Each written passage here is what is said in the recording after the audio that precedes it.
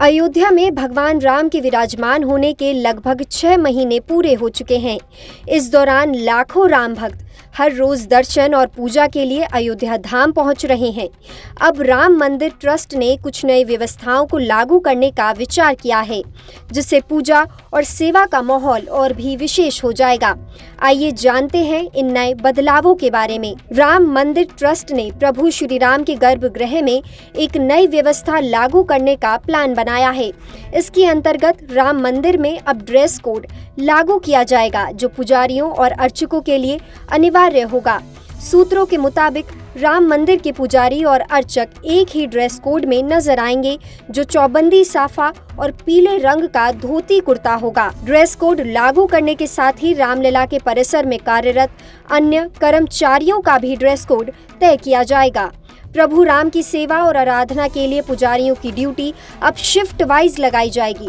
हर shift में एक वरिष्ठ पुजारी, 5 सहायक पुजारी और 5 अर्चक होंगे। इस प्रक्रिया को आने वाले 1 से 2 दिनों में पूरा किया जाएगा। राम मंदिर ट्रस्ट से मिली जानकारी के अनुसार गर्भगृह में अब कोई भी पुजारी या अर्चक एंड्रॉइड फोन नहीं ले जा सकेंगे।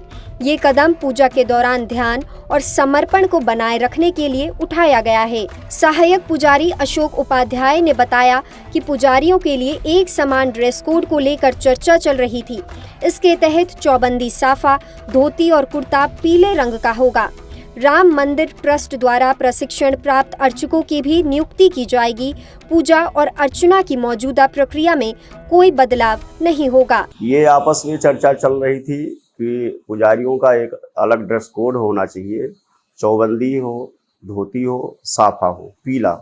कोई सुनिश्चित नहीं है, ये चर्चा चल रही है। मीटिंग होगी आज, सुनाई पड़ रहा है कि आज 20 पुजारी जो हैं प्रशिक्षण किए, उनकी मीटिंग होगी, उनको प्रमाण पत्र दिया जाएगा, नियुक्ति पत्र दिया जाएगा। इसके बाद ये निश्चित होगा कि एक वरिष्ठ पुजारी और 5 सहायक पुजारी, इनकी शिफ्ट वाइज ड्यूटी लगाई जाएगी। अभी तक चली आ रही है वैसे ही होगा।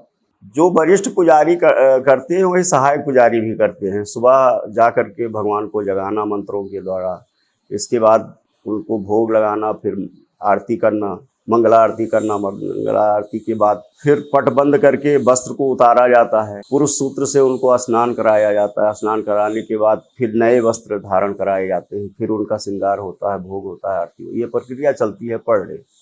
हमको भी पता चला है कि जो है अब पुजारी चाहे वो वरिष्ठ हो चाहे कनिष्ठ हो, एंड्रॉइड मोबाइल नहीं ले जा सकेंगे, उसका प्रयोग नहीं कर सकेंगे। लोकल 18 के लिए अयोध्या से सर्वेश श्रीवास्तव की रिपोर्ट।